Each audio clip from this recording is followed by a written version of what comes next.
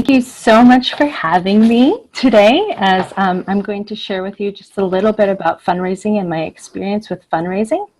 So first, you should know that I never set out to be somebody who knows anything about fundraising. That wasn't something that was on my list of things to do when I grew up. Actually, I was talking last year with a guy on an airplane who I met, and his job was to go to these huge NGOs and nonprofits and teach them how to raise millions of dollars. And he was, trained to do it. And I was looking at him being like, wow, what a cool skill. However, I've realized that a lot of people over the years have asked me how to fundraise, and I've kind of become all right at it, just to a small degree with the small organizations that I work with. Over the last 10 or so years, I've probably raised over 100,000 US dollars in cash and goods, mostly for a nonprofit that I run, Blackout Trafficking. But some of it has gone to other things, including even raising support for myself for a while when I was doing work where I needed people to support me. So, but most of my experience with fundraising has been with nonprofit work. So the reason why I care about it is back in 2010, I was starting a nonprofit outside of Washington, D.C., and I realized that just a little bit of money helped us a lot. Like, we didn't even need very much. We just needed enough to print some brochures or to pay for a website. Just little tiny bits made a huge difference. And then I would look at these huge NGOs and I would be like, wow, how are they getting so much money? And then I would talk with them and I'd realize, well, they had fundraising teams, they had staff, they had a marketing department, they had people to spend time fundraising and teaching other people how to fundraise. Well, myself as a small nonprofit, we didn't have that. So I began learning some skills to do some fundraising, especially because around the same time I started doing a project that I'd call the Little Black Dress Project, where we use social media to create awareness and funds, mostly for human trafficking organizations.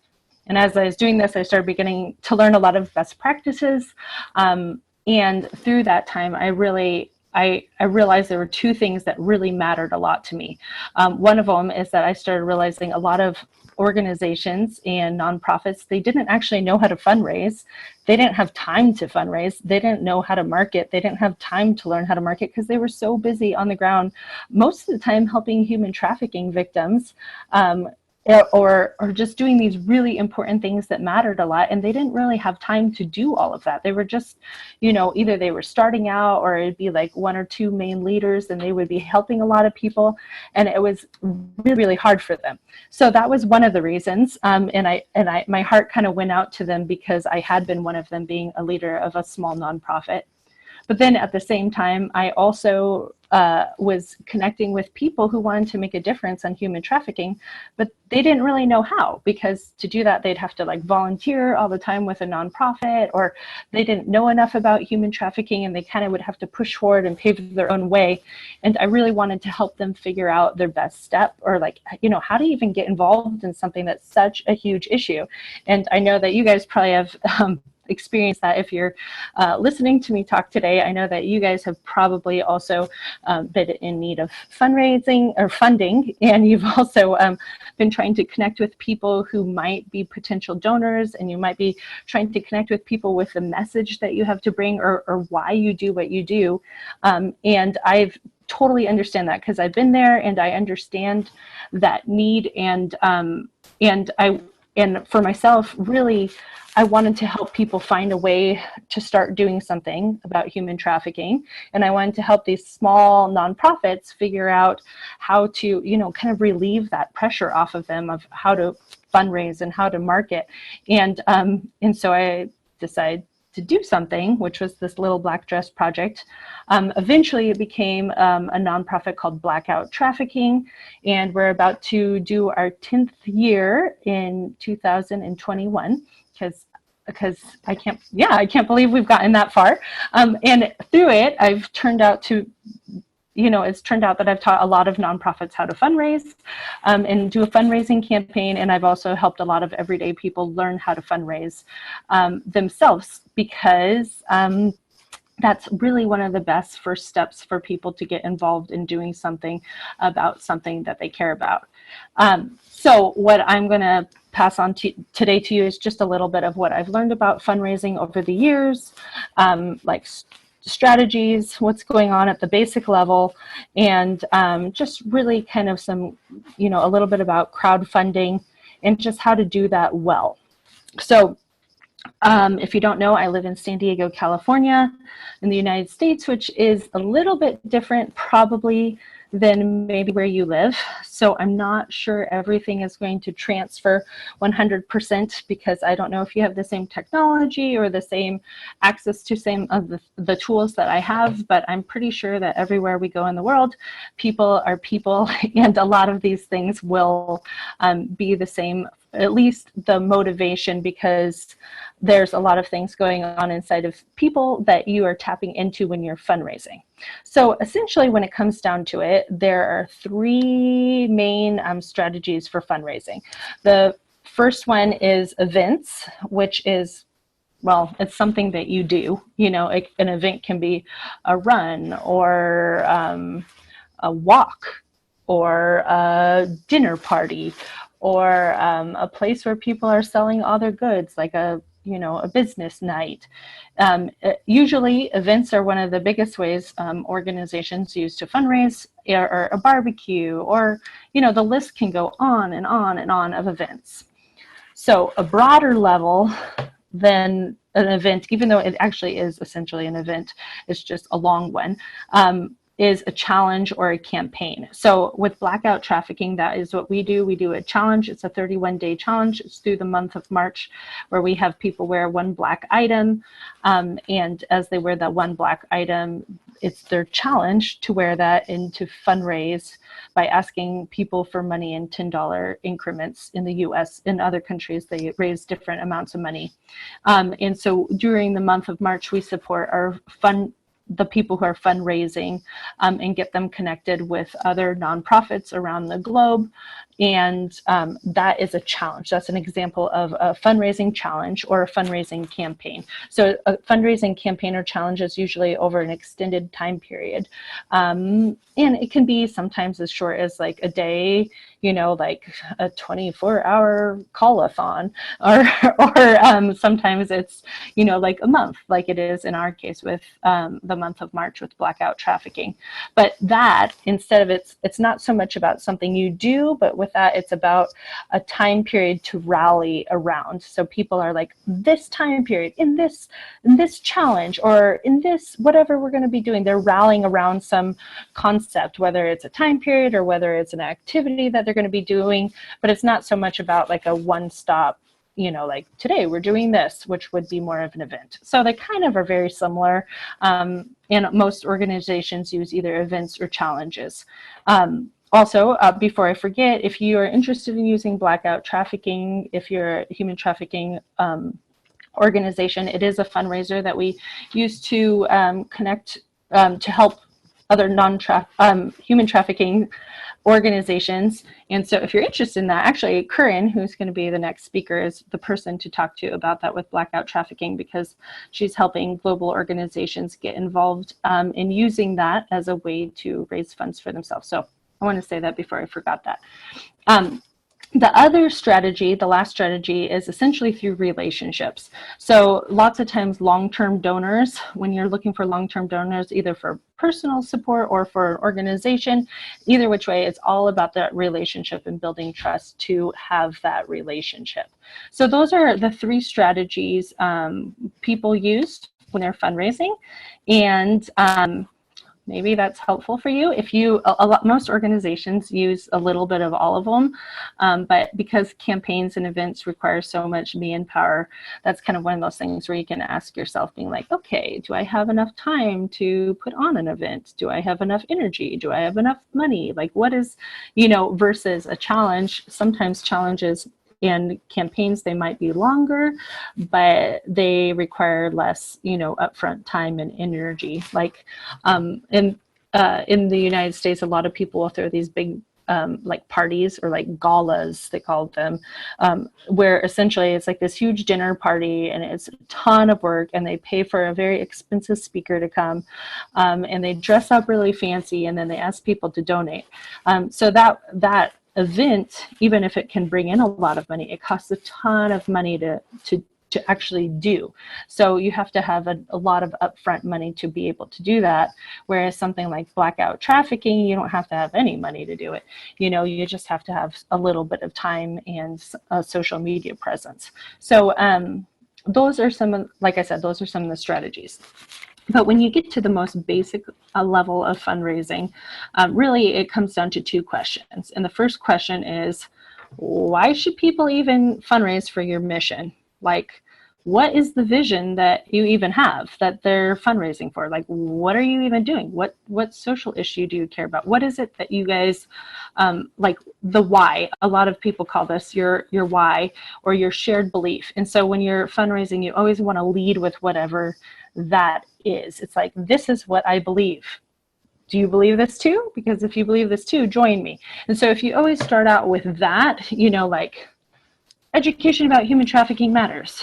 And then everybody who hears that is like, I believe that too. I'm going to work with this organization and fundraise for them because they believe that too. Or I can prevent human trafficking if we are present. You know, usually it's like a motto or a slang word, but it can't be something like been around since 2010. That doesn't appeal to people.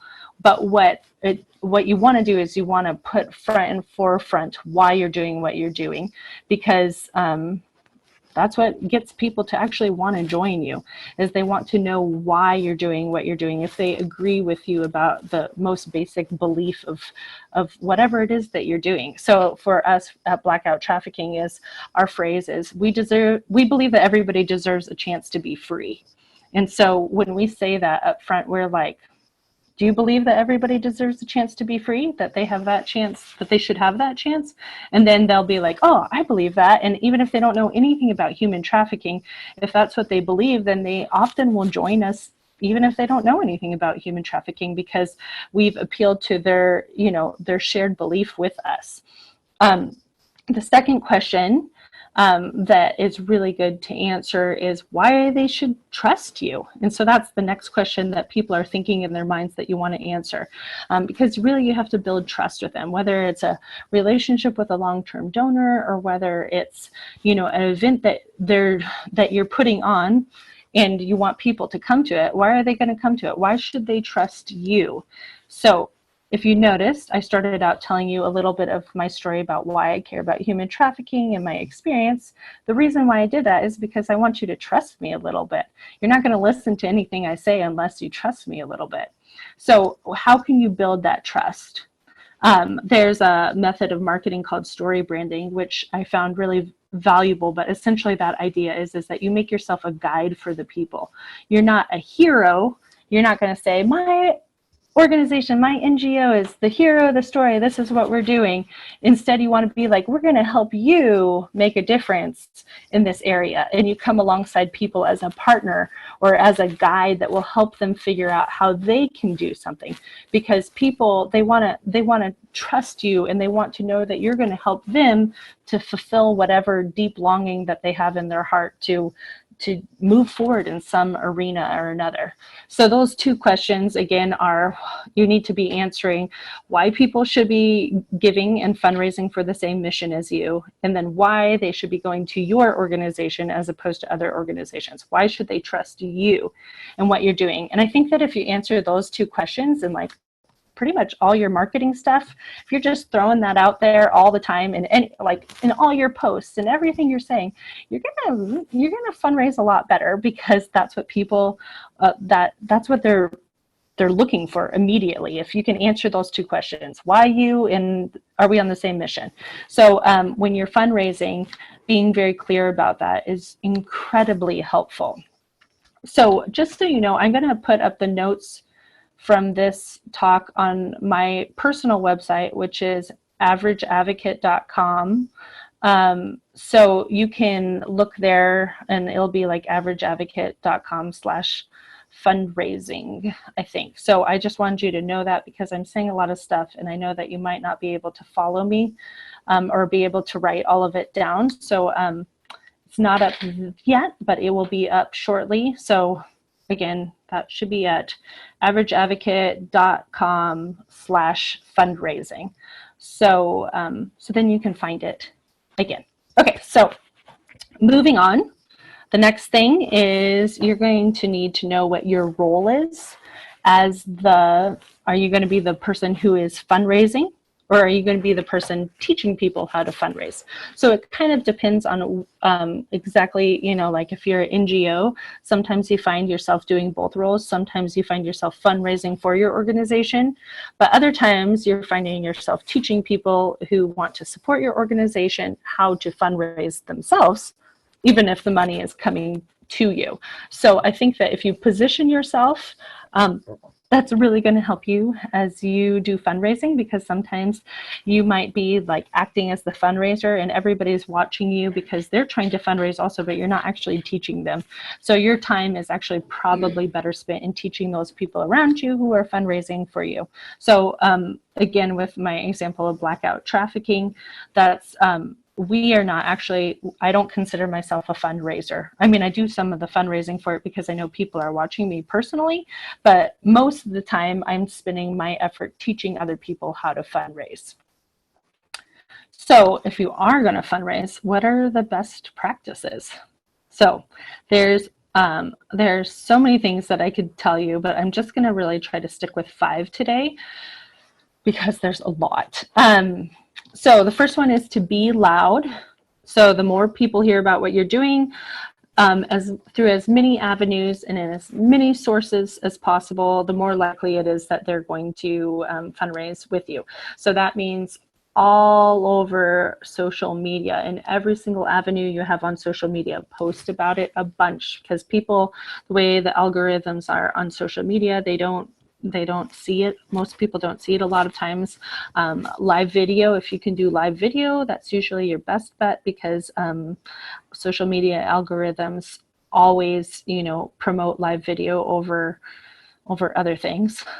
This is a little bit more about marketing than anything else, but honestly, fundraising largely is about marketing. So you want to, if you have an email newsletter, please use that, because email is still one of the best ways to get in contact with people and to get in touch with people, especially because social media, if somebody missed your post, which is very, very likely, they won't see it. Whereas if it goes into their inbox, it's a lot more likely they'll see it. So essentially talk about it.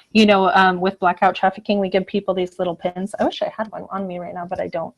We give people these little pins that they wear that says like, ask me why I'm wearing black, because honestly, the more people are asking about it, the more likely it is that they will, you have a chance to share about it. So be loud. The second one is to be legitimate. So when you are fundraising, use statistics that are true. You want to, again, position yourself to be somebody who's trustworthy. So, try to not be a sensationalist where you're just like being like, and this is the, for example, human trafficking is a horrible thing. But there's a way that you can present it in a way where you're like, and we can do something about it, which gives people hope. Or there's a way that you can just be like, darkness and that really is more discouraging and fear-based. And so the more you're looking to make sure that you're credible, that your facts are credible, that you're presenting, that you're a safe people to donate to, that you're secure, the more your finances are visible for people, the more likely it is people are going to trust you. So be legitimate as much as you can. The third thing is to make it simple. Be easy. Make it as simple as possible for people to donate. So when I teach people to fundraise, I always tell them to put their fundraising link on their social media profiles so people can just click the link in the profile. A lot of people don't just naturally know to do that. So, or in your email signatures. You can put links there. If you have a website for a nonprofit, you always want your donate button to be usually a bright color in the right corner on the very top, because it's more likely people, like, they'll get to your website and they'll be like, oh, I'm supposed to donate here. So you're trying to make it as easy as possible. If you're at a live event and you're collecting cash, make it really obvious where the money goes. Like, you want to make it as simple as possible for people to donate. So so if you're doing it online, put the links everywhere you can put them, put the buttons everywhere you can put them. Just make it as easy as possible, because people are a lot more likely to know how to donate if you make it easier for them. The fourth thing is to, always be checking your heart. Make sure that you're sincere and you're passionate about it. Don't, just fake something. Be real, be vulnerable, be honest. People tend to respond a lot more to, like, your personal story about why you care, rather than just, shenanigans of other sorts. Just keep it sincere and real, and people are a lot more likely to connect with you and believe in the cause that you are asking them to donate to. And the last point with this is to continue being consistent with your message and constantly presenting it. So if you're constantly saying, for me with Blackout Trafficking, if I'm constantly saying, yeah, I believe that people deserve a chance to be free. And if I'm saying that over and over again, and that shows up in our marketing stuff over and over and over again, then if it's front and center on our website, people are a lot more likely to connect with us, because they'll be like, I believe that, I hear that, I know that. And even if they walk away with nothing else, that clear, consistent messaging really can make a huge difference, because that's what people are latching onto, and you want to make it as easy as possible for people to latch onto. So I hope I'm not totally boring you. I just have about 5 minutes of stuff just to tell you about crowdfunding. Does anybody use crowdfunding out there? If you don't know what crowdfunding is using online methods to be able to fundraise. So crowdfunding is super useful. I'm a huge fan. Most of the money that I've raised has actually been through crowdfunding. But crowdfunding is not always the best thing to use, but it is a lot of times. So let me give you a little down low on that, a little bit of information on that if you're not familiar with it. So this is when you want to use crowdfunding. You want to use it when you do not want to keep track of the money yourself, especially if the money is coming in from all sorts of different sources in different places, and maybe you don't have a great accountant or anything like that. It's really helpful to keep track of money, especially if you have a goal. So if you're doing a campaign, most of the time you have a goal to raise X amount of money. In that case, crowdfunding is great, especially if you don't have all the tools to do a lot of accounting. So that's one reason. Another reason, I was actually just talking with Curran about this earlier today, it can protect your organization from any negative accusations. It helps you be legitimate. It keeps your money up front. People can see how much money is coming in, where it's coming from, and they know that you're not touching it, because in crowdfunding, you're not actually touching your money until it's time for it to come to you. So because Blackout Trafficking, formerly the Little Black Dress Project, used to actually not be a nonprofit. It used to just be a grassroots organization. It was very important for us to be very, to have that accountability in place, so that way people wouldn't, especially myself, wouldn't accuse me of being somebody who is withholding money.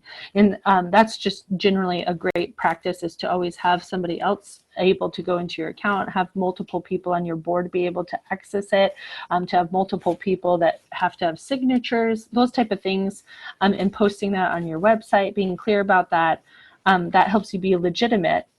And so crowdfunding can also do that for you, because then if you're not, especially if you're a small organization, it holds the cash for you, the money for you, and then you're not touching it yourself. Now, I should note, if you're an official nonprofit, you definitely need to register as a nonprofit on a usually it's Network of Good is one of the main ones. And what they do is they take money gets funneled through the crowdfunding website and goes through this third-party nonprofit, and that nonprofit actually gives out receipts for you, tax receipts, which is really helpful. I don't know exactly what the laws are in India or other places in the globe, but in the United States, donors really like to be thanked. It's part of keeping that relationship going with them, and they like having donations tax deductible, so that makes it really easy for them. Or makes it easy for myself as somebody running a nonprofit, because I don't have to worry about sending out any of those tax receipts. One other thought really quickly on tax receipts. I don't know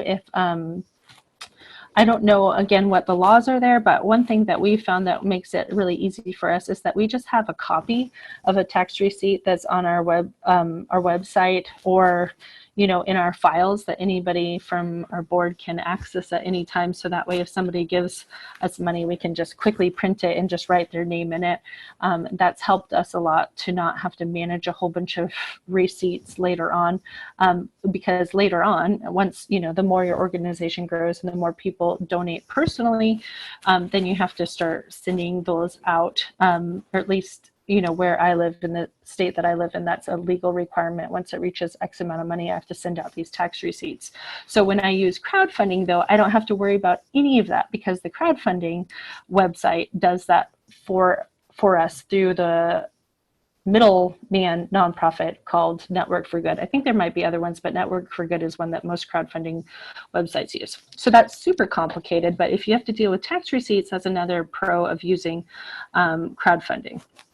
And the last good reason to use crowdfunding is if you want to empower a group of people to fundraise, especially if you're doing a campaign, it helps them personally see how much they're raising, because it's kind of like a big umbrella. So you have your big campaign, this is how much we're raising, and then you have a bunch of people underneath it, and they're all signed up for the same campaign. So so you see how much money is coming in total, but then each person individually has their own account and is able to fundraise money underneath it. So that's really great if you have people that know how to do that. And so that's when you should not use crowdfunding. You should not use it when people are, when they have, they don't have any access to the internet. It's probably not good to use crowdfunding, because they're not going to use it. Or the same thing if they don't know how to use the internet or websites. Like I've noticed a lot of the older generation tends to not want to use crowdfunding, and so with them I'll be like, oh, you can give us cash or write a check, just because of whatever reason it's easier for them to not do that. Whereas I've seen with younger generation, they tend to be like, you can even say on your stories on Facebook or Instagram and say, hey, Venmo us money, and they will literally just Venmo your organization money, which is just an amazing thing to me, because I don't really do that myself. So there's kind of this, you have to remember the age of the people who might be donating to you, how well they know how to use the internet, whether they have access to the internet, do they have credit cards and debit cards, because if they don't have credit cards or debit cards, then there's no point in using crowdfunding. The last reason to not use crowdfunding is that you do usually lose a percentage because it goes to processing fees. Some crowdfunding has smaller processing fees and some have larger processing fees.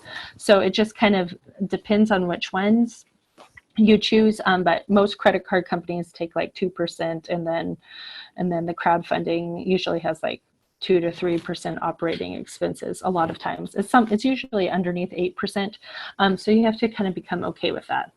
Sometimes donors will actually pay your processing fee, which is great, but you have to kind of expect that you might lose a little bit of money, but it makes it easier for you in other ways. So it's kind of like a give and a take. So also to remember that some crowdfunding websites are better than others. The one that I've used the most over the years was called CrowdRise, and I liked it because it gave donors personal information of the people who donated specifically to them. So we had a big umbrella campaign where we're trying to raise this amount of money for Blackout Trafficking, but underneath it, each person has their own individual campaigns where they're each raising $100 or $1,000 or $50 or whatever it is. And then through each of those ones that they each have, then they're able to look and see who personally is donating to them, which most crowdfunding websites do make it so that each person can see who's donating to them, but not all of them will send you an email saying, hey, thank this person, or they'll even say, hey, you can thank this person who donated to you anonymously, and we will email it to them because you don't know who they are, and so we'll keep it a secret for you. So I've appreciated that about them because they make it easy to do that. Some crowdfunding websites don't do that. But now CrowdRise, I think last year, got taken in by another funding platform that's called GoFundMe, which is a huge one, which I think you can use for personal things or you can use for charity causes. But they also have a specific branch of it called GoFundMe Charity. So I haven't looked at it recently to see how much it has changed. I think it's still very, very similar. If you need a full website and a database to keep track of the people who are donating and other fundraising services, Classy is a really good one. However, they're rather expensive because you're also paying for them to not just maintain all your fundraising, but you're also paying for them to maintain your website. But if you need a wraparound package, they're good for that. The one that our organization currently uses is one called Mighty Cause. So that is nice because we can use it for a couple months for a big campaign, and then we can downgrade our plan, so then we're not really paying anything for it. And so I think we still are able to use it for free. Otherwise, there's like a monthly fee. So that one is really good because it gives us data. It gives us the ability to make a whole bunch of different fundraising campaigns for different nonprofits that we are helping fundraise for Blackout Trafficking, and then we're able to make sure the money specifically will end up going to all of them, and we've really liked using that platform for crowdfunding. So that one again is called Mighty Cause. So there's a whole bunch of other ones. There's Fundly and Bonfire and Double the Donation and Razoo, and I'm sure there's some that are specific just to different other countries, and I'm not sure which ones work better in other countries, so you'd probably have to research it that yourself. However, there are good best practices with crowdfunding, and I found it to be very helpful. Most of the money that I've said that I've raised has been through crowdfunding, but that's also because what I do is I equip other people to fundraise, who equip other people to fundraise, so I think that that is also part of just the area of expertise that I'm in through Blackout Trafficking. So I hope that answers a lot of your questions about fundraising just in general.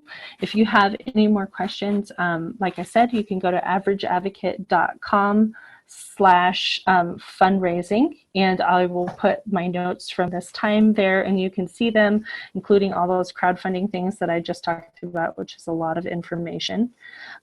However, you can also reach out to me. The organization I run is called Blackout Trafficking, which is at blackouttrafficking.org, but you'll most likely get a hold of me personally to learn about fundraising at Average Advocate, which is my social media across most platforms, but Instagram is the one that I'm on the most. So reach out to me if you have any questions, because I'm willing to answer them. And like I said, a lot of what I've done over the years is helping everyday people figure out the basics of fundraising. And you might find yourself doing that too. If you're a nonprofit, you might be trying to get longtime donors, but you might also be doing campaigns and events where you're trying to help other people fundraise for you. And you can do that. I believe that you can do that, and it's totally doable. It takes time and effort to fundraise, but you have to think, go back to that statement that I was saying earlier, is you have to know why you're doing it, and always keep that going in your mind, because otherwise it's so easy to lose hope, because you're like, oh my gosh, I still haven't raised this much money. But then if you keep your eyes, focused on that goal, being like, okay, there's a reason why I do this. There's a reason why I equip other people to fundraise. There's a reason why, this mission is important. And, when you keep your eyes on that, it sure helps. And even if you just set yourself a time slot, I'm just going to work 15 minutes a day on it. I found that really helps me too, because otherwise I can get overwhelmed. But if I give myself like, okay, I can do this for 15 minutes, then it becomes a lot more doable. So I think Curran is going to talk a lot more about the why, which she probably will call it something different, but, you know, kind of finding your purpose and what that looks like with that. So I'm going to pass it off to her now because she has some valuable stuff to share too. Elisa? Yes. Before Karan could take it over, I have a couple of questions for you. Okay, go ahead. Yeah, sure.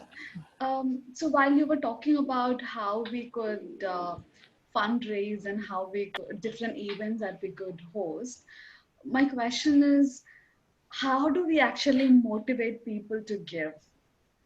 Because that is one of our struggles, especially in India, because though it's genuine or it's not genuine, I think people um, struggle to give. It's unlike in America or in the West. Um, yeah, we are reluctant to give. So, how do we actually? I think we're hitting there, but how do you actually proactively um, let people move by the cause? Any suggestions on Yeah. that?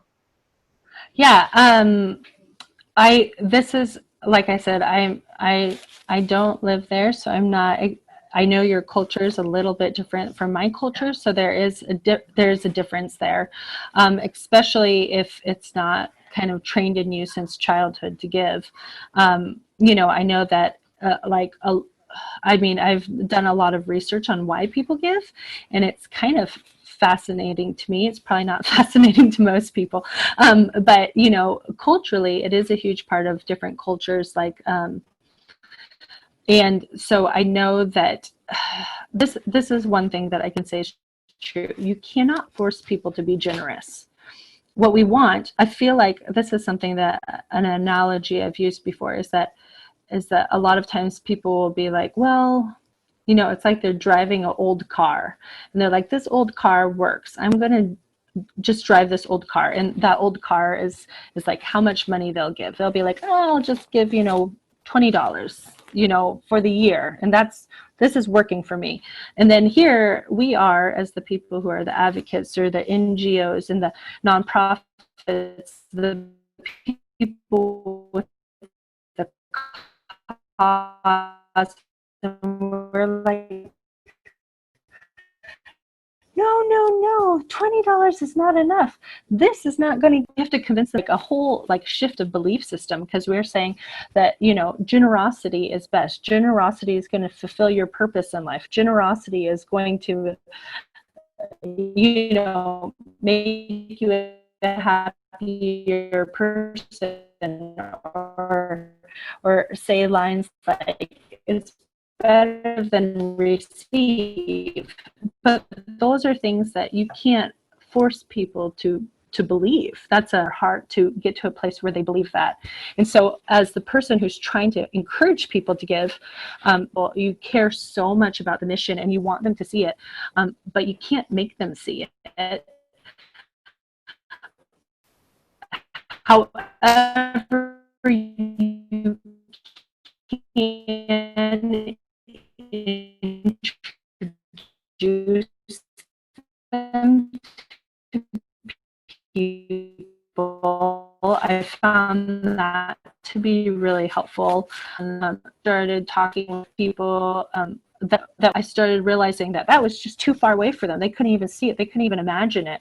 And so I started introducing them to people and stories that were local to them and being like, you see this girl here? This person right here, she was trafficked in your neighborhood. Or recently I spoke at an event. Actually, it wasn't an event. It was a service at a church. That sex trafficking has happened in 3 places within a mile of this building, where you are all sitting, and that made it personal for them, because all of a sudden it became a story. It became real. So, you know, storytelling is always wonderful if you can leverage storytelling, anything to connect them to it for reals. Like, this is real, this is really happening, this cause is a real thing, you know, trying to get them a little bit closer to that. Those, I've seen that to be really helpful, because, you know, it's making them shift from it just being a bunch of numbers. But again, the root problem is really comes down to whether they value generosity or not. And you can talk about how generosity is good, and you can share stories about how generosity has changed your own heart in your own life and how it's helped you find more joy. But at the same time, it is kind of a hard thing to deal with, because that's not something you can change. One other thing that I found that has helped a lot with Blackout Trafficking, we asked people to give $10, which in the United States is equivalent to like a nice hamburger at a sit-down restaurant, or like a nice, not a nice meal, but like a, I'm trying to think, Curran, what is $10 equivalent to?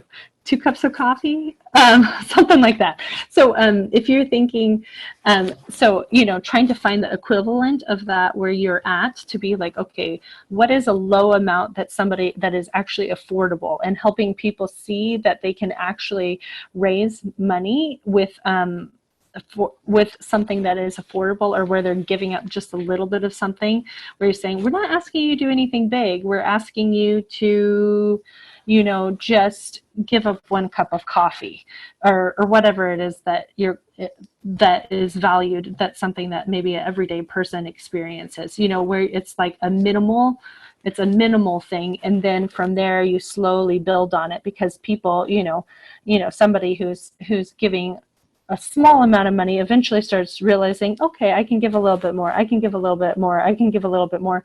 And through that practice, they start becoming generous. So I think giving that range and encouraging that small amount, and being like, everybody's giving just this little bit amount. And then they're like, oh, okay, well, I guess I can do it too if everybody's doing it.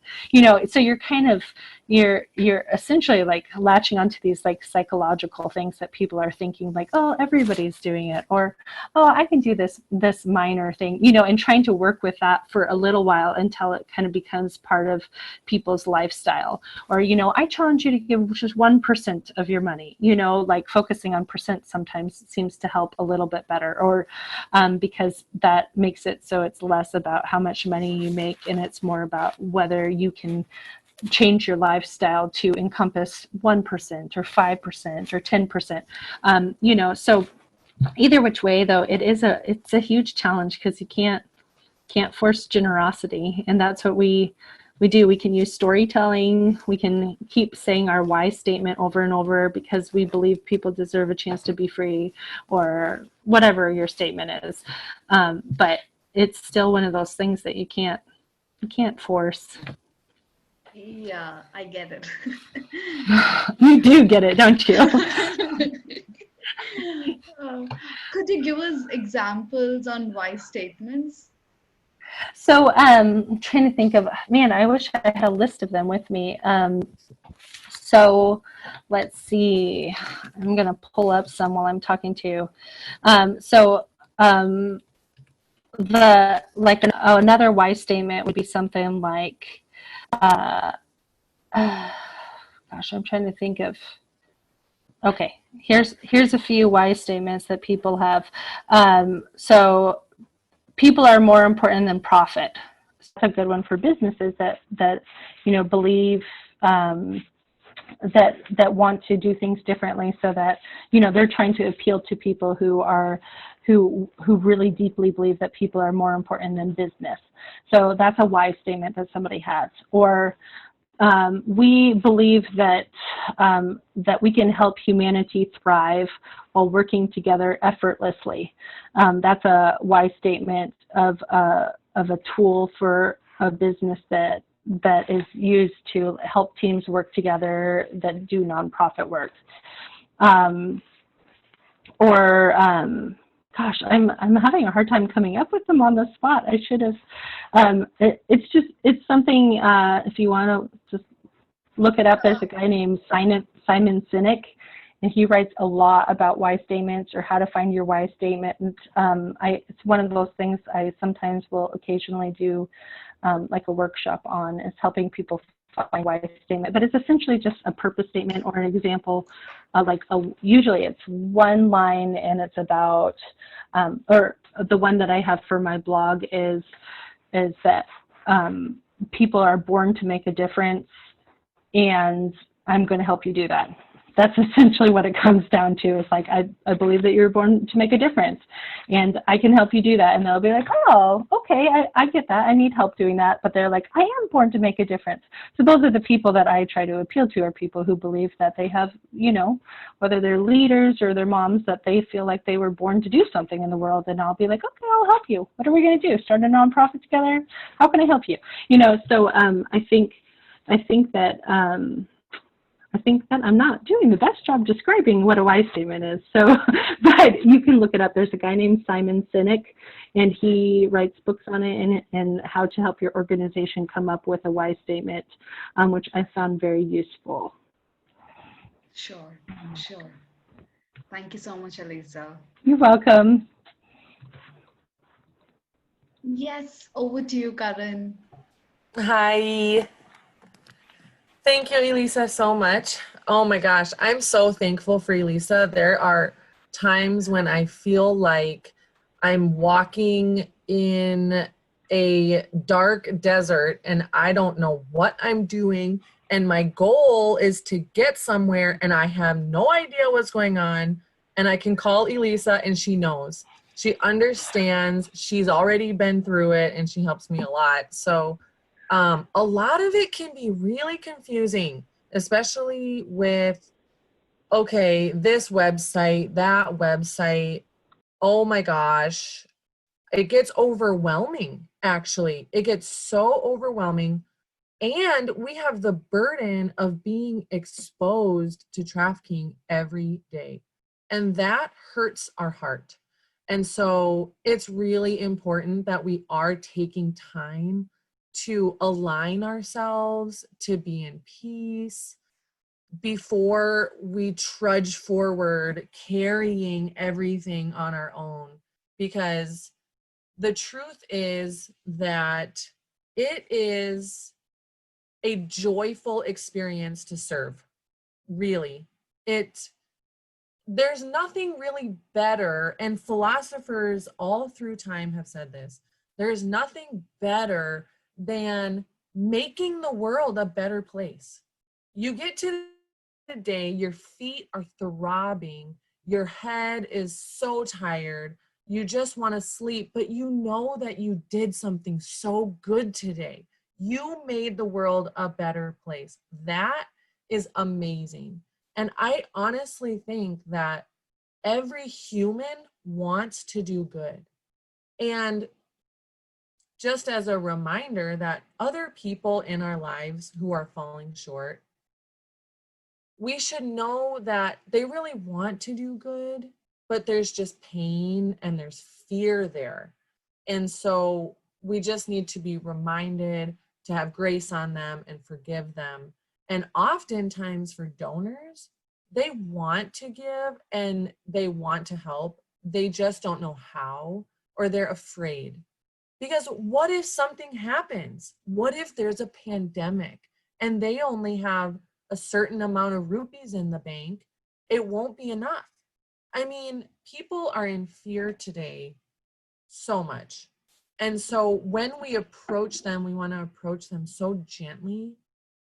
Oftentimes, I think not closing the door and saying we're only asking for money, but instead sitting with someone side by side, having a relationship with them, or face to face over Zoom, and talking with them and being open to new opportunities, right? So let's just say, for example, we're talking to a 18-year-old girl, right? She says that she wants to help. She seems like she wants to help, but she doesn't really know how. So we're trying to help her help, right? Talk to her, get to know her. What's your family like? What do you like to do for fun? What are your talents? I'm sure that we can find a way to help her to help. So I'm just kind of speaking off the top of my head here, but you know, there's the approach of just throwing seeds, right? Just throwing seeds out there, just like posting and talking about it, and flyers. I mean, we can post up flyers all over the place in India, you know, there's everything. And there's another approach too of just one person at a time, just one person who says that they want to give and they don't know how, and just helping them.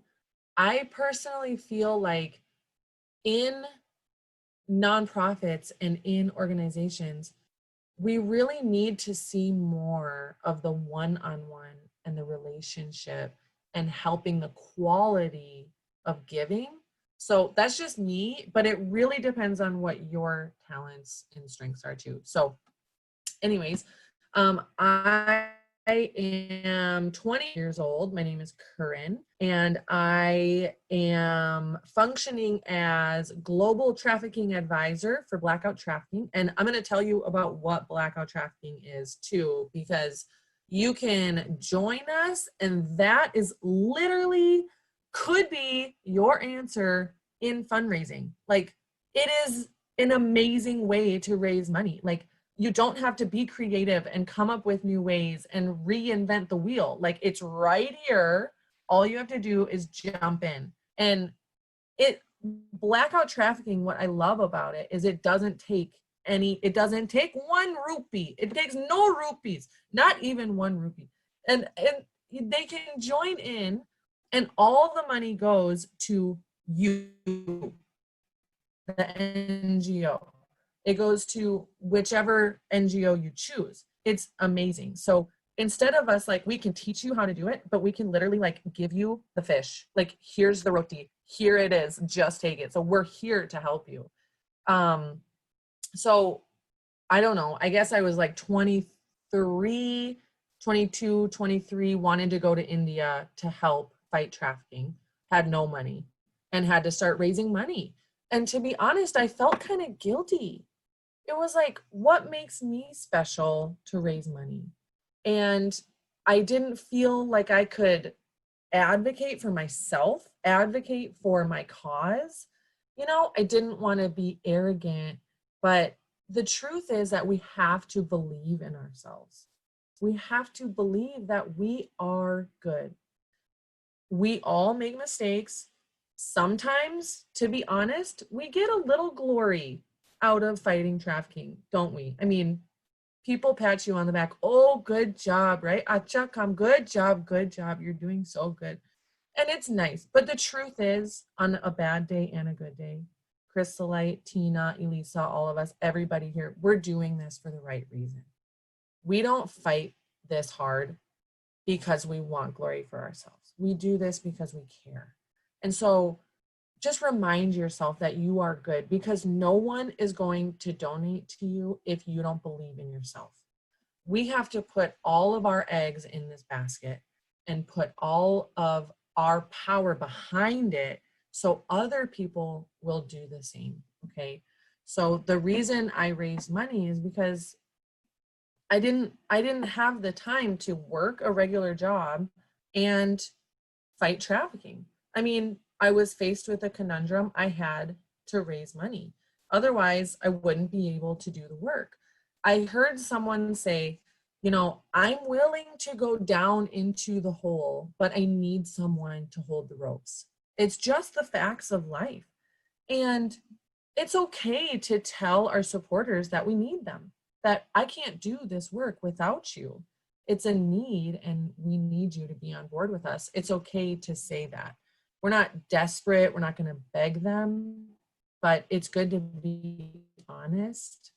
I actually have to do fundraising right now because I just got married. I'm in San Diego. Everything's brand new. I'm rebuilding the ministry. I'm rebuilding pretty much everything. And I have to start reaching out for support. I feel nervous because everything is different now with COVID. And I have a fear of rejection. And I have to do some prep work also. But guess what? Let me just give you a second and ask, and you can answer to yourself, how do you feel about fundraising? like 1 through 10. 10 is I love it. It's my favorite thing to do. It's what I want to do all the time. And 0 is like, I don't want to fundraise. It makes my heart pound. It gives me anxiety. Like, what number are you at? You kind of think about it. What this book said, because right now I'm at like, I don't want to do it. I'm below 5. I'm like 3 maybe. But the thing is, the book that I read about fundraising says the way you approach fundraising is how you approach your organization's purpose. So how you feel about fundraising is how you feel about what fighting trafficking, about social justice work. The way we approach fundraising is how we're going to approach our social justice work. So we really need to assess ourselves and probably get that alignment.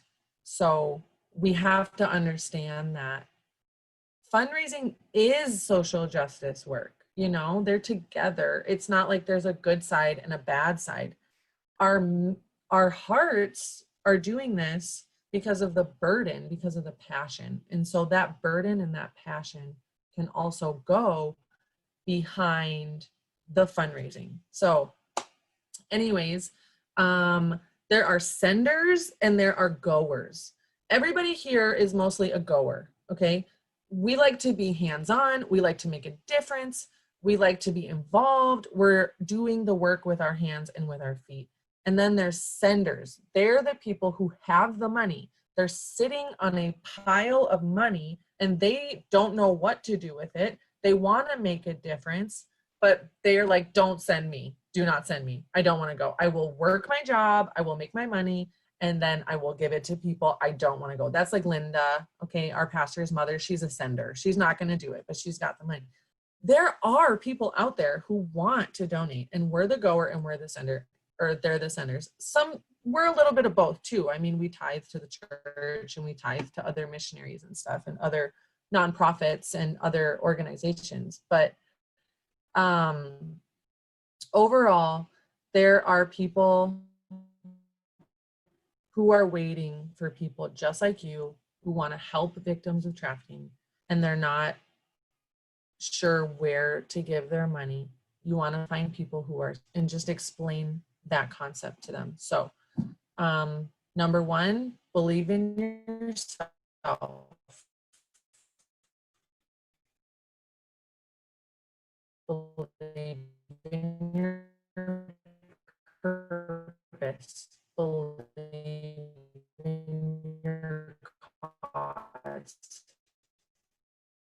Be confident in people to donate. They have right to say no, but it explained to you about Blackout Trafficking. So Blackout Trafficking is an organization that you can become part of in 2 ways. One is you can partner with them, which would most likely be what you guys do, because you are an NGO, you're a nonprofit. Or you can participate, which means that you will be the person raising the money. So partnering means that other people around the world start over. Okay, let me start over. You wear the same black piece of clothing for the entire month of March. Okay, I did it in India. I've done it in America. I've done it in Europe. I've done it all over. Doesn't matter where you are. You can wear a kurti, a sari, whatever you want to wear, a necklace, a hat. You wear the same black piece of clothing for the entire month of March. And when people ask you why you're wearing the same piece of black clothing for the whole month, you tell them, I'm doing this to raise awareness and to raise money to stop trafficking. It's that simple. Then you ask them, would you like to donate 30 rupees? Would you like to donate $5? You get a little money here and a little money there, and you get to choose the nonprofit that you donate to. And every penny, every rupee that you raise goes to them. Okay, there's different levels that you can participate at. So you can post on social media, you can be really outgoing, you can call people, you can text people, you can get your friends to participate, you can raise up teams of people where everybody's wearing black, everybody's raising money, and all the money goes directly to it, to the organization that you're trying to donate to, okay? Or you can partner, which means you fill out a little paperwork, it's super easy, and Elisa puts your organization's name. So for example, Red Rope. So the Red Rope movement would be on Blackout Trafficking page. So everybody else who's participating can choose Red Rope. Okay, does that make sense? So you can partner, or you can be a participant, or you can do both. I usually participate. So I raise the money, and then if you're a partner, you're literally waiting and people send you money. John Pragati in Lucknow, we send them money every year. And then for their first year, this year, they all wore black and it was amazing. And they raised some money for themselves. If you're really shy, just wear a button. That's it. Just wear your little button. And what I love about it is this. In the morning, sometimes we wake up feeling a little bit ungrateful, a little bit wishing we had more in our lives. But you put on that black t-shirt and you feel grateful for every single thing that you have, including a glass of water, the roof over your head, and it really grows compassion. So blackout trafficking in and of itself is for everyone. It's for everybody. And so that's blackout trafficking. Did I miss anything, Elisa? Just give me a thumbs up if we're good. Good, participating, partnering. Okay, cool. So if you want to participate, if you want to partner, go to blackouttrafficking.org. And there are resources, sign-up sheets, everything. You'd be surprised how fast March is coming. It's right around the corner, okay? So I don't want to repeat a bunch of stuff, so I'm going to just keep it simple. Obviously, you need to know your purpose when you're fundraising. You need to know why you do what you do, and you need to hone down. Red Rope movement is really good at bringing people together. I just cannot even believe it, how good you are at bringing people together. You're making connections, you're having symposiums, you're having seminars, like that's your thing. Like that is your thing. Like it just happened naturally. Like it's amazing. That's your thing. You're going to keep doing that. And you can ask people, do you want to donate to this? This is my thing. This is what I'm doing. You want to donate to it? I think it's amazing. I think it's absolutely incredible. It's unique.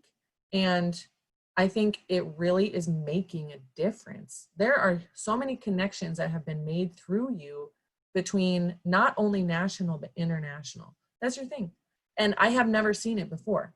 So, and I mean, you're out, you're doing, you know, outreaches, you're doing, I'm not sure everything, but you're doing a lot of other stuff as well. And so keep doing what you're doing a good job.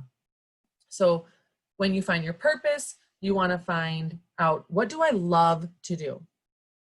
You know, when you were 8 years old, what did you love to do? That passion, that you want to know that.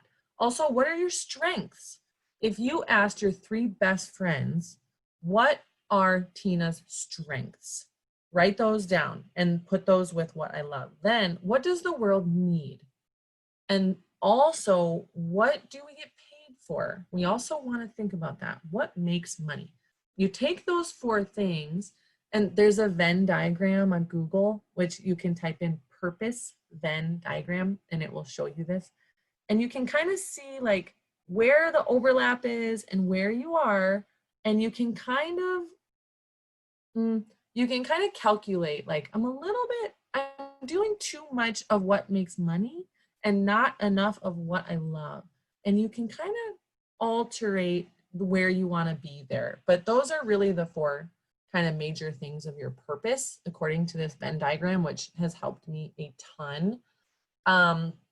Steve Shadrach has a really amazing quote, and I love it. He says, there are many things in life that will catch your eye. And that's true. Billboards, people, organizations, movies. There are many things in life that will catch your eye, but only a few will catch your heart. pursue those. So your organization should be run in a way that is personal to your heart, and trust it. Trust that you are a unique individual that has value. And so what it is in your heart, no matter how unique it is, it has value. And put it out there. People are so starving for something genuine.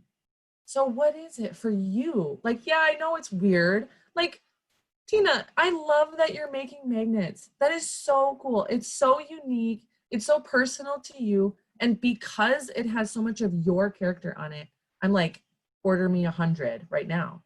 Like, it's going to be different for everybody, but we all have our platform. So think about why you fight trafficking. There must be a pretty good reason, because I don't think anybody exposes themselves to that much pain on a daily basis just because they stumbled upon it and it hurts their heart. It's something more. It's something personal. There might be someone in your life who experienced trafficking, or maybe it's the pain that we feel. Maybe it's the pain of people around us. We see them hurting and crying and we love them, and that's why we do it. That's your platform. That's your why. Be honest. It's okay to be honest. People love honesty, especially in today's world. Your USP, your unique selling point, really is you. Do something that gives you life with no bounds at all. It could be something totally brand new, never been done before. Whatever it is, follow it, make it concise, hone down on your purpose, hone down, and trust it and give it your all. And first, even if you have to sit in your room in the corner on the floor with your head in the corner and just getting alone with yourself, getting totally alone with yourself, be honest. Why am I doing this? Because there's a million things we could be doing. Why am I doing this? That's a good place to start. So let's see. I don't want to repeat anything. Okay, I'm going to be honest. All right, I'm just going to be honest. Okay, no feelings hurt, but I get a ton of messages from people in India asking me for money for their NGO because they see that I have a sari on in my photos. They see that I know people in India. They always add me because we have mutual friends. So then they're like, hey, Didi, donate. And then they send me their thing and then they're gone. That's it. It's like a touch and go. It's very hasty. It's very rushed. It's very hurried. And I think to myself, and what I tell them is, okay, Baya, I will watch you. I will watch your organization and I will watch and see if I feel like I should donate. And I watch and I watch and I never hear from them again. It's the way that we fundraise is the way that we fight trafficking. So when they treat me like an individual, like one person, and they give me patience and they want to help me help them, honestly, I will give. I will give. But it's very rare that you meet someone who has patience and kindness and diligence. It really does make a difference. So, yeah. Another thing that I want to touch on, and I'm not going to go too much longer, but, you know, it really is in serving that we are served. I mean, you guys are in India. Mother Teresa coined that phrase, and it's actually true, isn't it? It's actually true. I think there's something in our heads that tells us that when we ask someone to donate, that we're taking something from them. But actually, we're opening the door to give them something. And it's okay to approach them that way. You know, it's even in our hearts to their hearts, even though right now we're all face to face, as we're heart to heart, we need to be side by side. Even if we're in Zoom, it's possible to be side by side. If they're really not ready and they're super afraid and their heels are dug into the dirt and they don't want to, you let it go. You just let it go, and maybe ask them to send out positive energy, ask them to let you know if they change their mind, or, you know, just tell them that you're there for them if they have any pain, you know, and that you're there to be a friend, and just leave it. But if they really are considering it and they're giving you even a listening ear, you have a really good shot at having them be part of it. So as long as you present it in the beautiful opportunity that it is, they'll see it the way that we see it. To just have a relationship with them and ask them, you know, how are your finances? Are you doing okay? Is there something that you're struggling with? You know, is there something that you're worried about? And if it seems like everything is balanced and good, ask them if they're happy. Ask them if they're feeling like they're fulfilling their purpose. And a lot of us are still seeking our purpose. So most people are going to be honest and say, no, I mean, I'd like to be more useful and more this and that, etc. But sorry, I'm just moving my giant face down off of the screen because I can't focus. Okay. So I think I've repeated myself several times, so I'm going to move on, but it really is a blessing. So it's okay to present it that way, honestly. So, okay, do's and don'ts in raising funds. Here we go. We get a little bit personal here. I get a little personal in something that I was involved in. Okay, I'm just going to start with it. Don't make your ministry about simply growing your ministry. That's selfish. I'm sorry, I keep saying ministry because that's what most NGOs are in my life.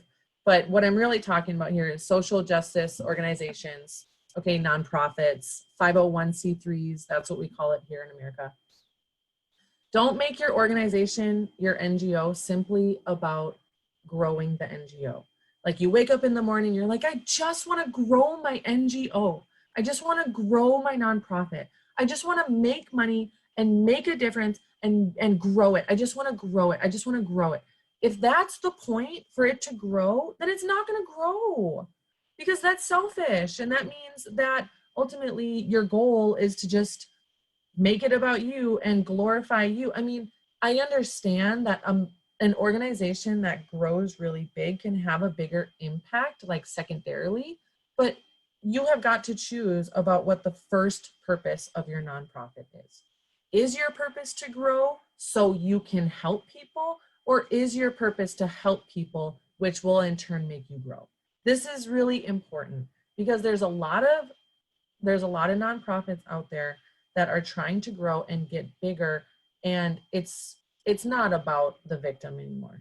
At that point, it's about just the success of the NGO. And so we really need to make sure that our hearts are pure. The truth is too that people, even if the purpose is to keep growing and we get a little bit off track, we can get back on track, but the truth is people will keep giving.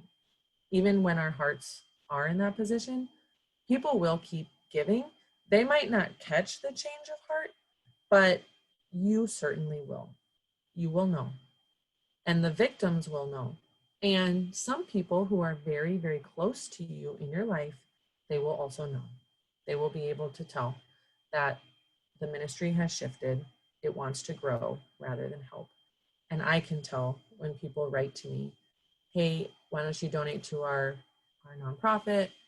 And I know that it's not pure. And so be pure and trust that that's gonna bring you far.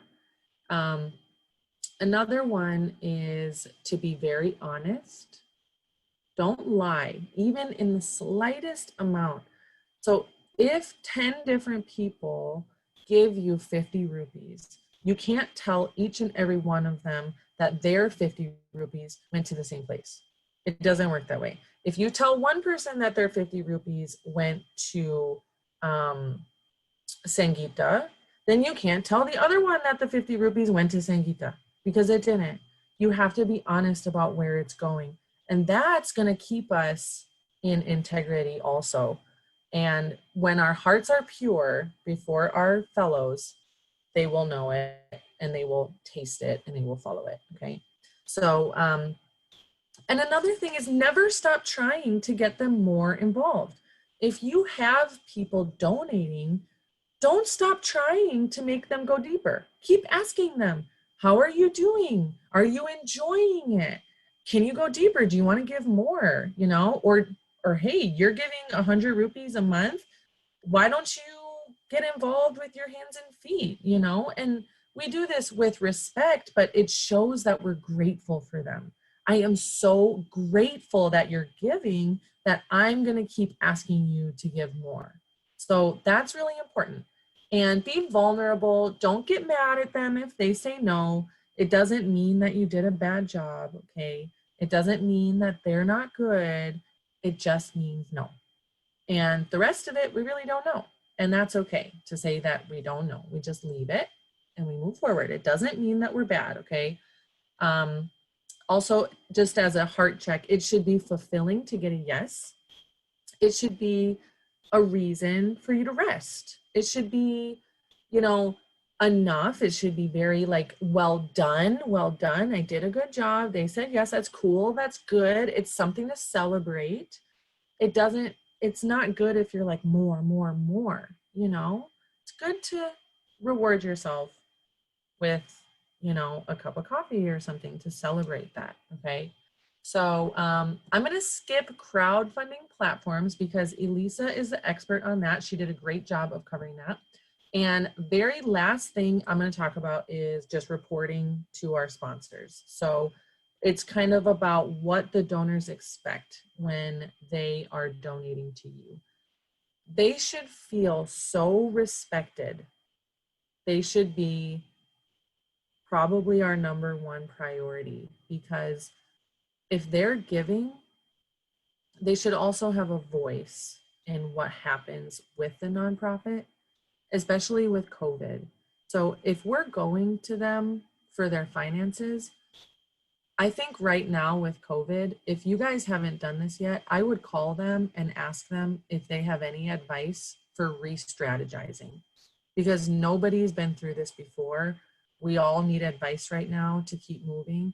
Anybody who's donating, give them a call, say, I appreciate you. I'm wondering if you have any advice for how we should be strategizing to be more successful.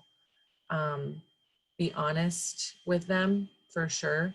Even if you're struggling, even if there's hard times or worries or fears, be honest with them about what's going on with the nonprofit inside and out.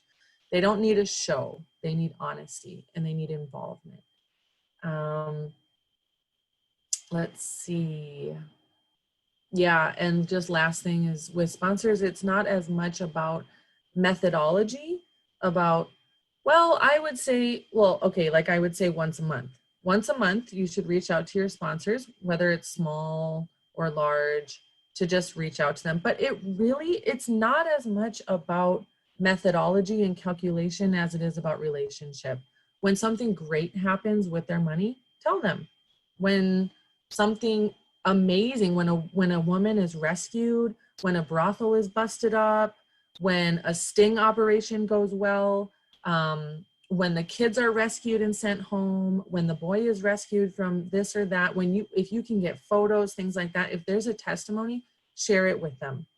If there's not a testimony and you need to reach out, just reach out as in a relationship, you know, just keep a relationship with them. That's my greatest advice for that. So yeah, I talked about blackout trafficking. I talked about senders and goers and our purpose and passion and believing in yourself and what not to do and what to do, and to be diligent and patient and how to treat your sponsors. So I kind of tried to cover lots of different things, and if anybody has any questions at all, even a personal question, like I'm in this very personal situation and I'm confused and I need help, you can email me or Elisa. We talked about this before we started the session. You can email us. You can ask us a question if you need counsel. If you just need a friend, we are here for you.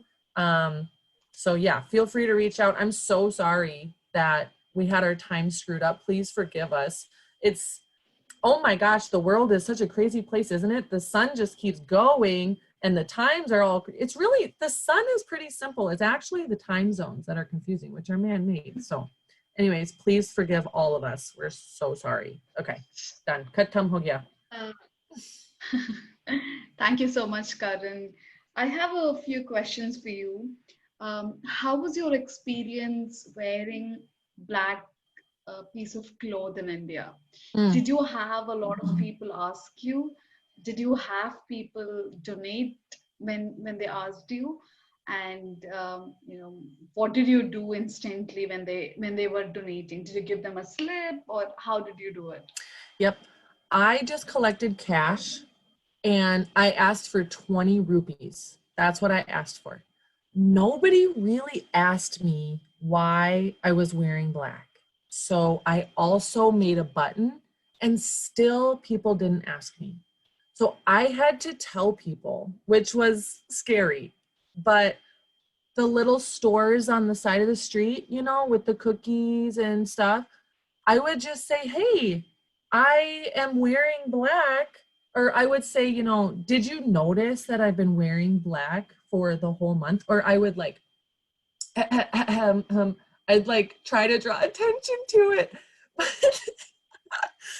People didn't ask as much as I wanted, but I noticed because I was living at an orphanage in Lucknow and there was 25 kids and all of us did it. We made our t-shirts ourselves. So we painted it on there and it really helps to paint. Ask me why I'm wearing black. That really helps a lot because then people will ask you. But we raised, in rupees, we raised, I think like $355. We had a pile of rupees. Yeah, we had a pile of dirty, broken, ripped rupees, coins all over the table. It was crazy. It was like hundreds of thousands of rupees. It was amazing. But it mostly came from like teachers, friends as parents, you know what I mean? So, but the more obvious you can make it, the better. And I had to wash it was like a kurti, you know? So I had to wash it like every 2 days. So it was a little hard. I suggest getting 2. Sure.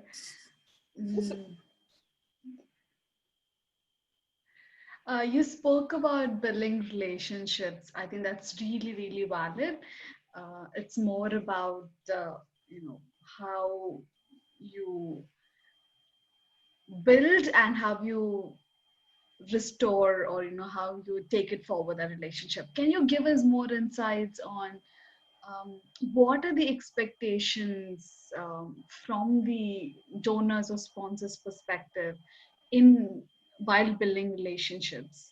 It can't be that always you message them or call them and ask for extensive donation or a new sign up, but how could you actually not be somebody like minting money, making my machine, but still build relationship? How do you balance both?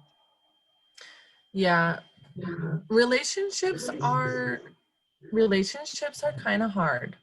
I actually have had people like my great uncle. I think he wants me to stop calling him and thanking him. Like I call him every month and I think he wants me to stop, but I still call anyway. So you really have to feel it out with each person, but it helps to be very relaxed and it helps to give them time. Okay. Everybody's always in a hurry. So showing an interest in them is really important. How are you? And they go, oh, I'm good. How are you? You say, oh, I'm good. Okay, follow-up question. What have you been doing lately? Oh, I've just been hanging out, eating, watching TV. What about you? It gives you an opportunity to share about what you've been doing in the ministry. And then you can say, what are you looking forward to? Are you looking forward to anything? Yeah, no, not really. Not much going on, You go, and how about you? Okay, well, I'm really looking forward to this or that, right? Ask them questions. Are you adjusting to COVID? Have you seen any other nonprofits out there that are fighting trafficking? Have you heard anything on the news about trafficking? I mean, really just you already have a similar passion as them. They care about trafficking. You care about trafficking. Call them and talk about it. How's your heart? Have you been watching the news? Have you heard about this or have you heard about that? Just asking questions can really help. Asking about their kids, their jobs. How has COVID affected you? It's scary. It's scary to be real before a person. Like, hey, this is me. This is what's going on. Here I am. How are you? So asking questions really helps. And it opens the door for you to share about what's going on in the nonprofit, what you guys are looking to do, what your goals are, etc. Yeah, I think that makes sense. And do you have any suggestions for during this pandemic? I mean, now the current situation that all of us are, how can we actually probe or how can we encourage people to give? Yeah, while we don't know what they are going through, but how can we actually help them think beyond themselves? Yeah, that's good. Did you say about COVID? Is that what you said? Yes, yes. Yeah, that's good.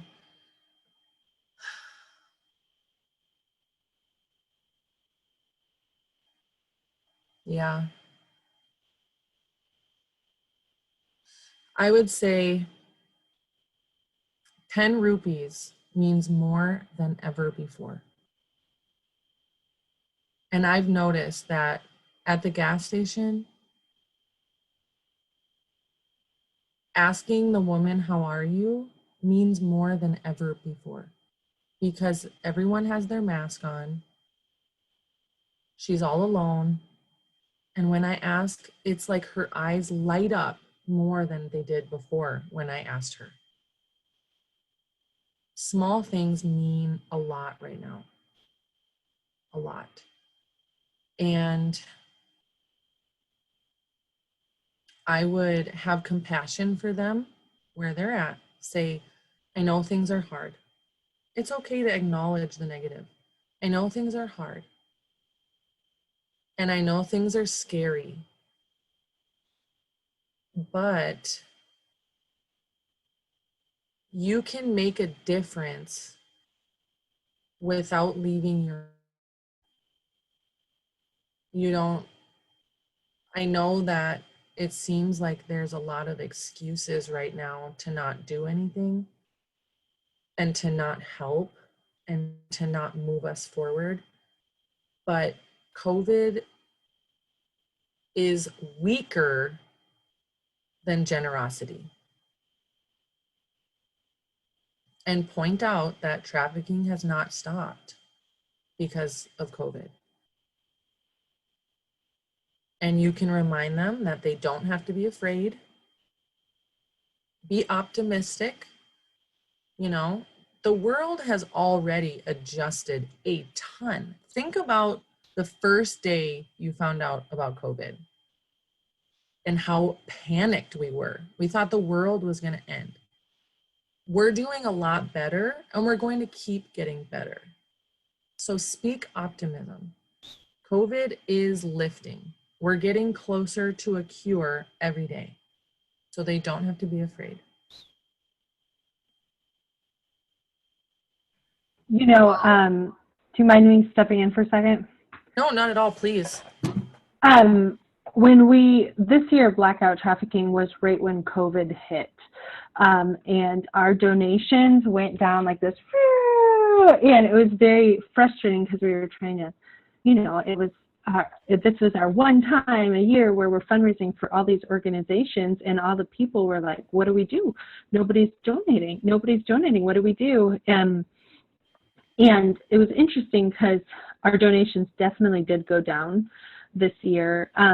However, another thing that we noticed is that we were getting feedback from people saying, I need to be pulled out of my own self, I guess, is the best way to, because they were so focused on their own worry and their own fear. And, we were still, we didn't stop. We kept sharing about human trafficking and how human trafficking was probably increasing because of COVID. And it was really, I heard from quite a few people that they were like, even though I did not want to donate, even though I didn't want to participate in blackout trafficking, because I was so worried with COVID, it has helped me so much because it's helping me think not just about my own worries.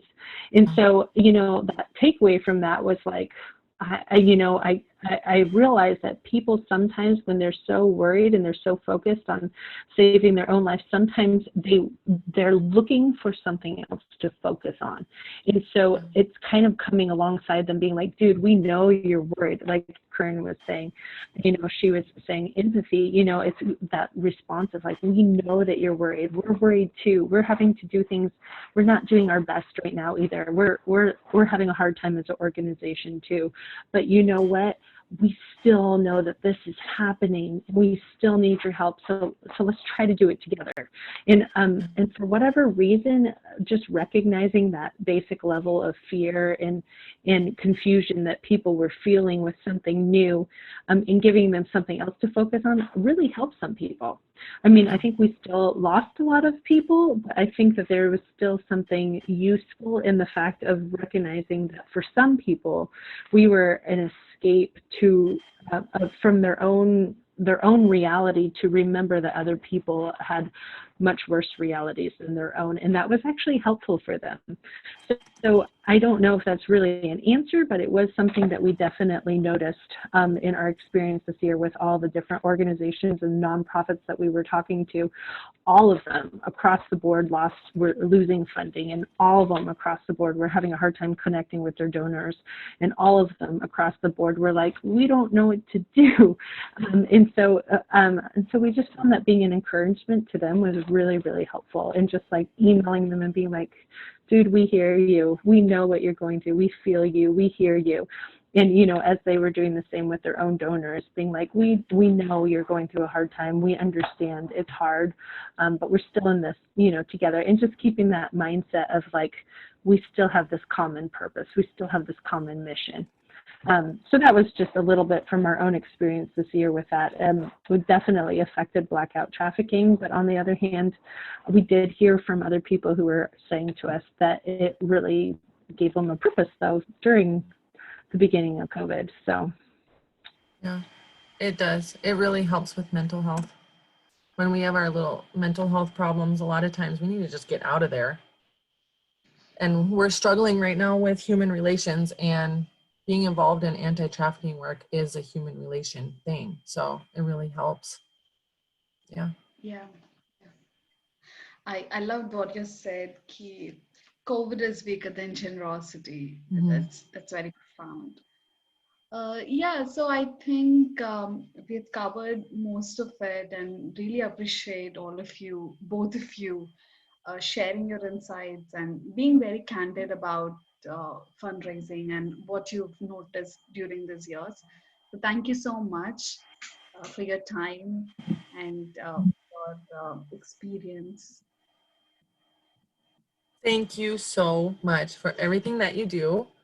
And thank you everybody out there who's running a nonprofit and fighting this good fight and staying in it, even though it's hard.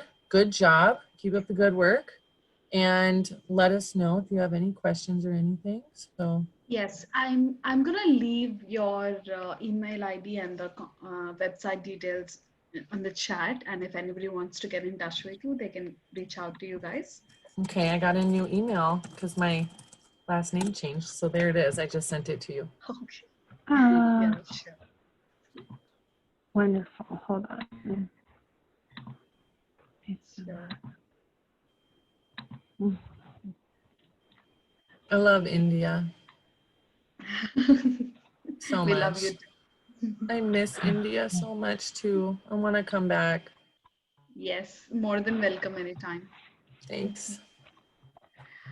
Okay, thank you so much, Elisa. See you soon again sometime. Thank you, Asa.